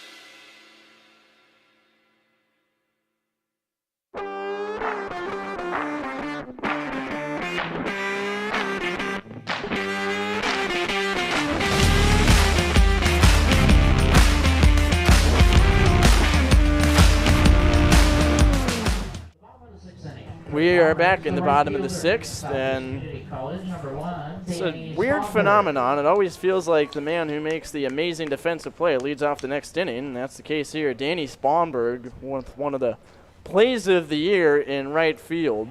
I have a screen recording to make tonight and send it to ESPN because that was insane. I think the only person I can think in my mind that can really just do that to that kind of level, at least at the MLB level, is Byron. Again, not a right fielder, but Byron Buxton. Yeah, Kevin Kiermaier maybe. Yeah, Kiermaier's had those. Too, yeah, but they're center fielders. Yes, and but not a lot of right. You were talking. I don't know a right fielder at least at that level that consistently makes plays like or can make a play like that. There are diving catches, but Spanberg was parallel to the ground while he was in the air. And that's unheard of. Yes. 1 and 2. As Caden Van Hill, who is. And there's a lot of right fielders that wouldn't even get to that ball. No. They would have a route, allow that to drop, and just make sure that's not a double. Yeah, and especially in a. That was a. It was 9-0 deficit. Yeah, too. But to add on to it, right? It's even more when it's that situation to where, again, any kind of misread on that ball is dropping. Any kind of misplay, that ball's going to the fence, and it's at least a triple. But it was a perfect read from right. I mean, he was dead off the bat. He was dead to it off the bat, and a sprint to it, and then a great play to add on to it. 3-2 the count on him. Speaking of very fast outfielders, Julio Rodriguez has finished with 81 home runs in his 3 rounds of the home run derby.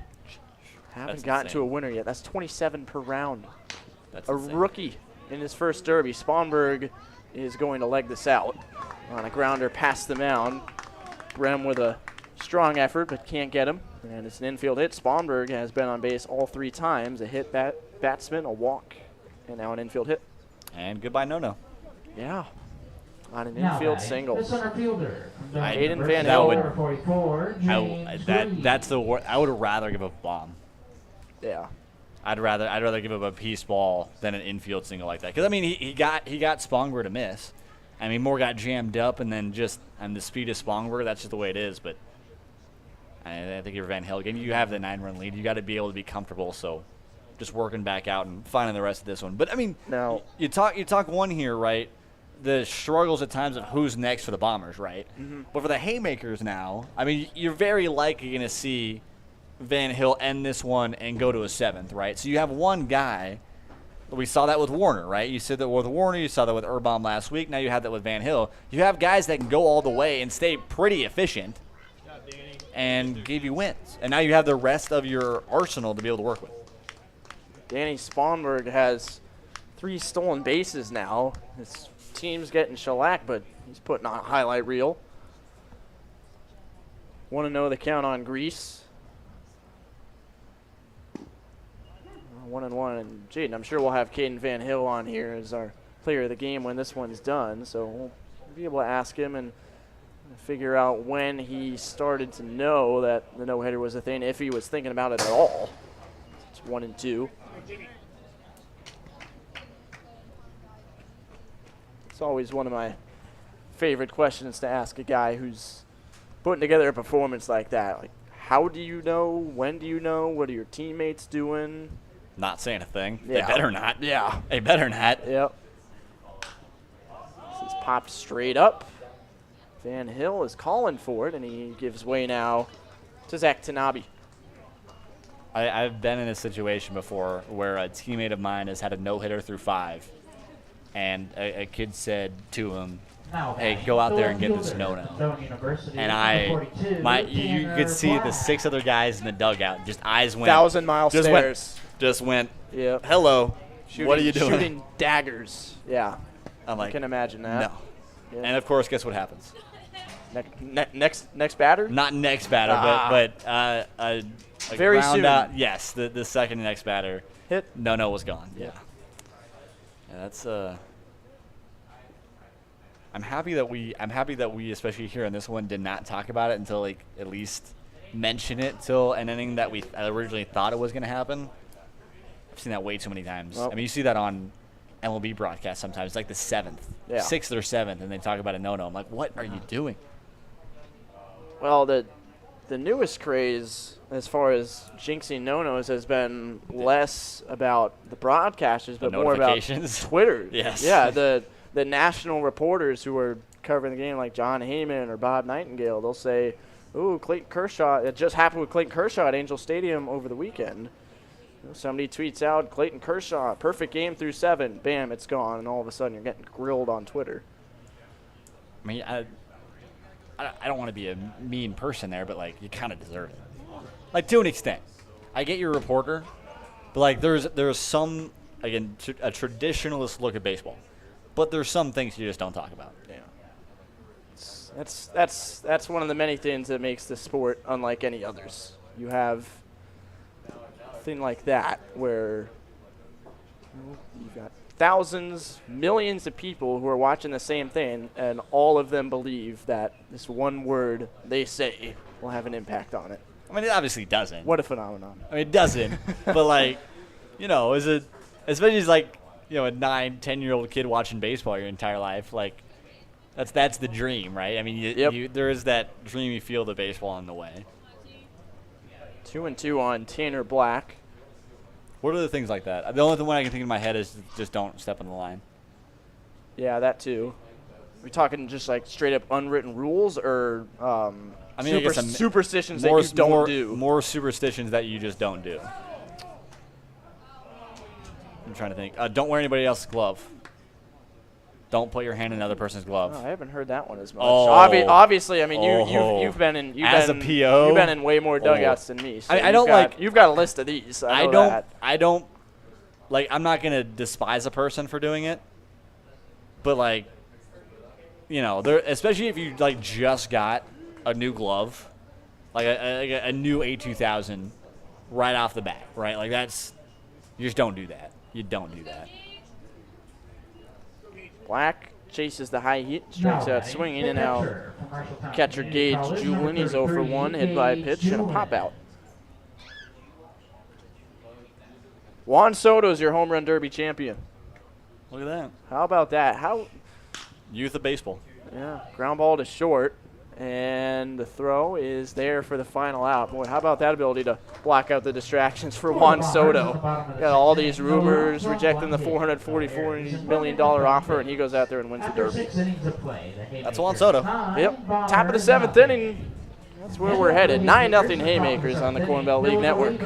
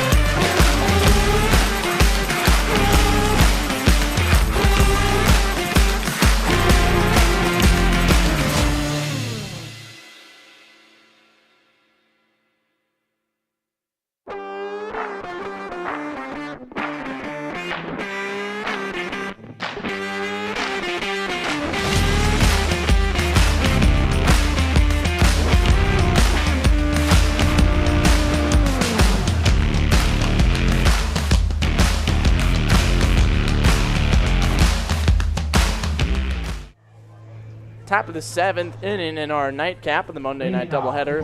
JJ Isaacson Field. Haymakers 9, Bombers nothing. Tyler Reidy and Jaden Taylor taking it through this one. If you've stayed with us, thank you very much. We appreciate it. Been a long, long night of baseball, but we're still rolling, and at least for now, so is Rebecca Lair. Yeah, Lair, I think, got dinged up a little bit on the throw down to second.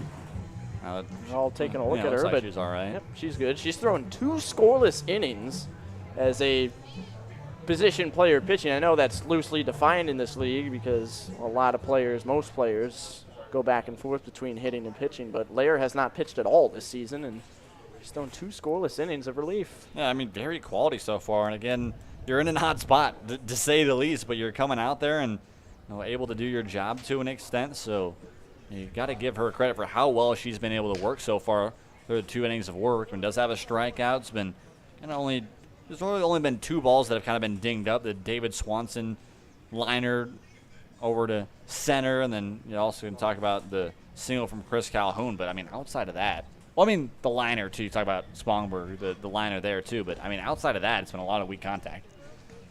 1-1 on Alec Villanueva. Dane Small is the 1 strikeout victim back in the 6th inning. That's another one of those baseball no-nos. Don't strike out to the position player.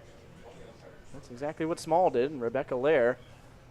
I mean, I don't know if you can even be that upset about it the way she's going here in this 5th, 6th, and now 7th inning. 2-1 on Villanueva.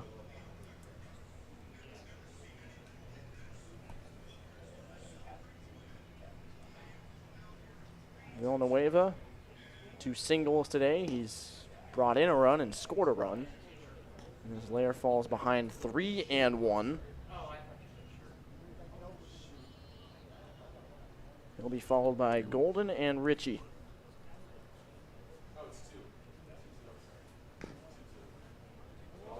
Foul tip. Beg your pardon, it was 2-2 there. Now still is on the foul tip.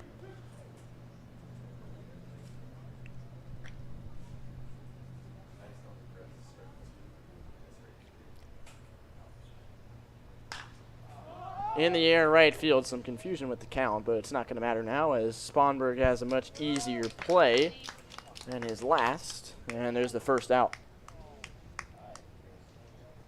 Brings Ryan Golden to the plate. Was more parallel towards the fence that time. Yes. Not quite parallel to the ground. Yep. That's a great call. See, even a game like this, sometimes, you know, geometry is in there for you. Trigonometry, 100%. triangles is all there. Yeah. You know, seventh, 8th grade math. Sometimes you got to bring it up sometimes. Brennan Cascio somehow fielded that ball. He ran a very long way toward the left field line, deep in the hole, but obviously no chance to get Ryan Golden. He has a single. Now batting. His third hit Jamestown, number 57, of the night. Connor Burris. And that brings up Connor Burris, who is pinch hitting for Cade Ritchie.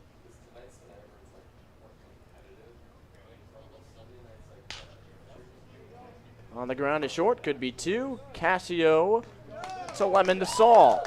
And Rebecca Lair with 3 innings of scoreless relief. Bombers might be onto something with her on the mound. We'll go to the bottom of the 7th. Haymakers 3 outs away from closing it out here at JJ Isaacson Field. We'll be right back.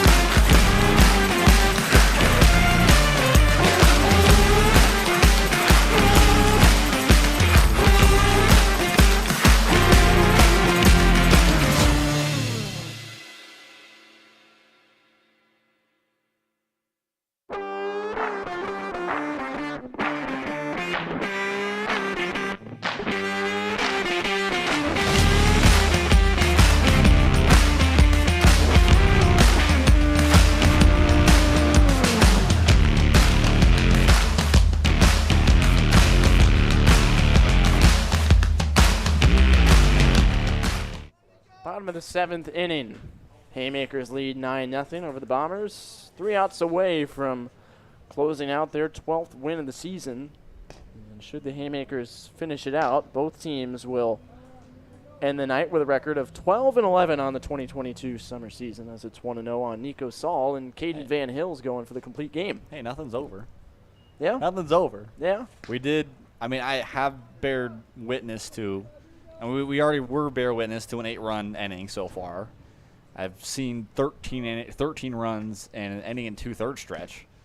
So, I mean, Royals did that last year.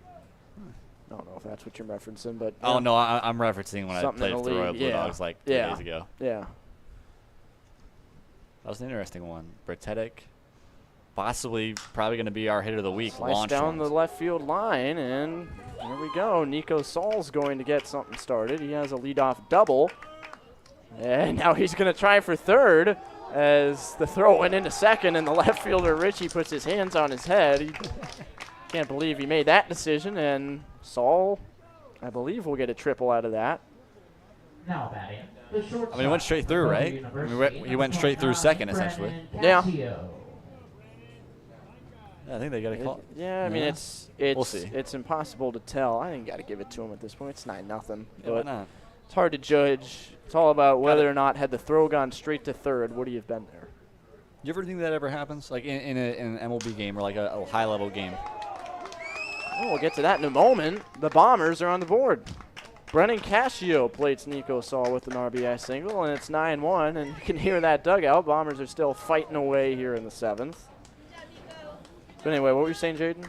So, I mean, you ever think, like, in a bigger game, right, or a game that's, 12, 13, nothing. Yeah. You ever think, like, an official scorebook, the guy who officially does the scorebook ever, like, is nice to a guy, like on an error or something like that? That is cranked to center field, and that is down up against the wall on 2 bounces. Olsen will get to second at least. He wants 3, and the throw in is well behind him.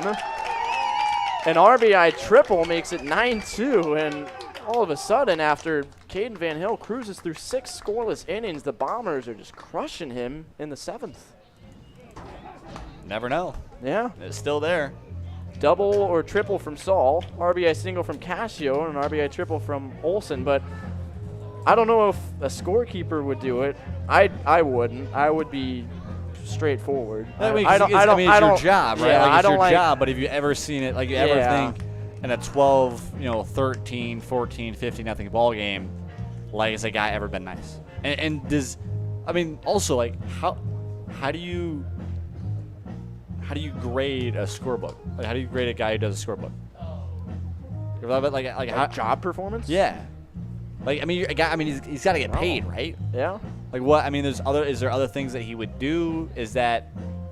I mean, I'm assuming there's more that a guy would do than a scorebook. Like, that's his only job, unless he's like a retired guy and that's just like what he loves doing. But because I'm sure, I mean, a majority of jobs, there's always some kind of performance grade. How can you do better? Is that? Now batting. Yeah, those are interesting questions. The deep questions. Yeah, right there. I wish I've been in a scorekeeper's office and would be able to answer them, but that's not the case, as this is fouled back by Caleb Lemon. Let's see how the Saul double/triple was scored. It should be in by now. It was a triple. All right. There you go. Well, that's how I wrote it down at first in my scorebook. So. And I have to just squiggle something out quick. Oh, Jaden. I'm sorry. I thought, like, I had the double and then the throw. I kind of more or less wrote it down before you even started going to third. That's fair, I suppose. No, but it's not 1 and quality 2. work. It's not quality work. Well, we do quality work up here. Well, we do yeah. quality work up here. If you're talking about writing down in the scorebook as the play is happening, you would have been a complete mess on that two-error play by Lanefelder in the first game of the doubleheader. I mean, you would have had to go into the 14th or 15th inning. I was already a mess with your crossouts. I was already a mess in the moment. Don't. We're gonna leave that there. 1 and 2 is the count on Lemon. Olsen's at third. He had an undisputable RBI triple. Indisputable. Combining undisputed and indisputable. It's that time of night. As this is pulled to the left side, a bobble at third by Villanueva, and he throws to first for the out. Olsen cannot come home. Ball hit too hard. And now it'll be Kyle Weber.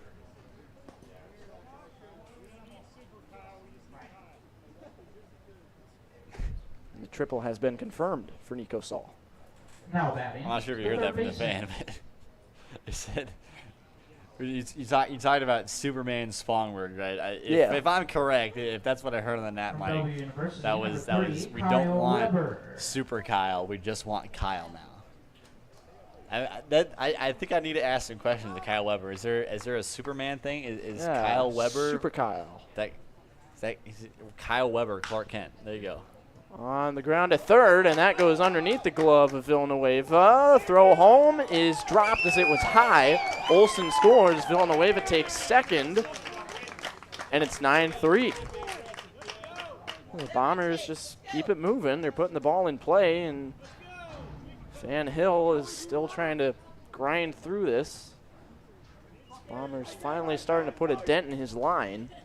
as they've made it a 6-run game. Now batting, the extra hitter from Peru State. And again, I think that's just number the mentality you have. That's Joey Baril. got it. This inning at least has to be some sort of positive for the Bombers, right? I mean, after especially that second inning, I mean, there's a lot of teams, there's a lot of players that could just be like, okay, we're done. I mean, have a checkout kind of night. But, I mean, the Bombers haven't had that. I mean, you saw Rebecca Lair go out there and give a couple quality innings. I mean, Spanberg with one, an incredible play out and right. Two, came right back after that and got on base to break up the no-no, then stole second and was able to make it a little more interesting and put some more pressure on Van Hill. And now, I mean, here in the 7th, there's really no kind of pressure on you. This isn't an instance to where you're going to see a team just, a make or break. This is going to have you start or not the rest of this season. So, I mean, just hacking away is kind of see what else can happen. And I've seen that before. I've seen that on my own teams before. Last summer even, down 8-0 in the 7th, actually. Was that 8 or 9? I think it was 9. We were down 9-0 in the last summer.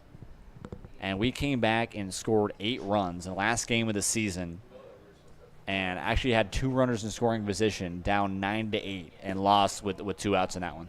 Wow. That was painful. Yeah. That was painful. And I mean, for these guys, it is, in a sense, all about reps. So even in a score like this, you still want to try and master your skills, whether it's Spanberg getting jumps in the outfield or getting jumps on first base. As Baril strikes out, 2 away, and Van Hill is within and out of going the distance. And here is Danny Spanberg right on cue. Southeast Community College, number 1, Danny Spanberg. You got to give a lot of credit to him. I mean, again, one, the ability to get on base consistently here tonight, has been able to reach base all 3 times that he's come up, but again, has also just shown 100% every single at-bat. Again, he's worked a lot of long counts up against Caden Van Hill. You talk about the hit-by-pitch. That was a 4-pitch at-bat. The walk, again, a long at-bat to be able to work up against then, and then just the little chopper up the middle on a 5-pitch at-bat up against Van Hill. Got the first hit. Again, just really showing the effort, even when it can seem like it's not the kind of night for you, or really for the team. Either whether it's a mentality of, okay, how can I help out my stats, or how can I help out myself, but either way, he's just shown he's willing to, keep playing this ball game as long as he can. I think it's because he's a Creighton Prep guy. Shout out my alma mater. You had to sneak that one in. Of course. Yes. Line to right field. It's just the kind of ball players we produce. It's 1-2 as he slaps it foul. 1 strike away here. Spanberg steps out for a moment here. Weber at second base. And a ground ball left side, hard hit. Villanueva smartly runs Weber back to third, and the tag is applied to end the game. Haymakers win 9-3 as they blow the socks off the Bombers, scoring 8 in the second inning, adding another in the third. Bombers pulled 3 back in the 7th, but it was far too little too late, and the Haymakers with an impressive outing, particularly on the offensive side. And Caden Van Hill joins right in with a complete game. Yeah, I mean, just a great night overall for the Haymakers. This is the type of game that you need coming down the stretch for the regular season, right? We got a week left of this before you head into the postseason. If you want to be a team that can compete up against the top dogs, the Black Sox. We talk about the Bombers here, even have been a pretty consistent team out of the top 4 here in the Corn Belt League. You got the Field Ballers, of course, being the number 1.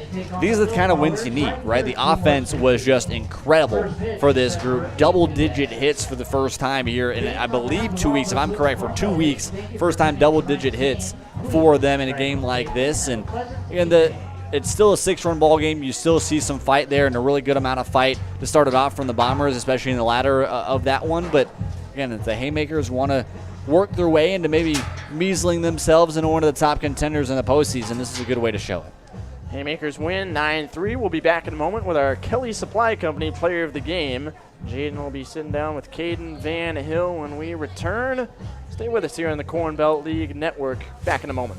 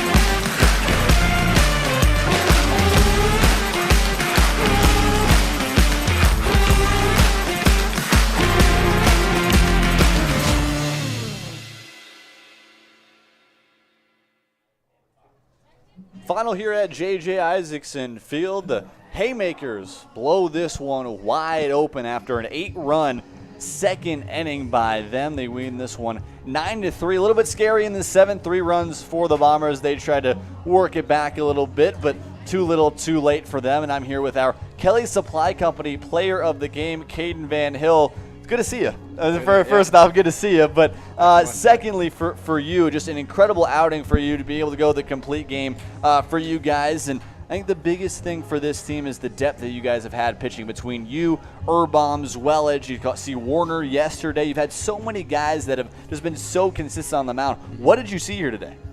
Yeah, I mean, after that 8-run second inning, it took a lot of pressure off me. I just started, at that point, I just needed to put it in the zone and see if they could hit it because they had a long way to go. So after that, I just started throwing strikes, and it worked. All right, so with that cushion, I mean, again, a lot of guys don't really have an 8-run cushion or 9-run cushion after 2-3 innings.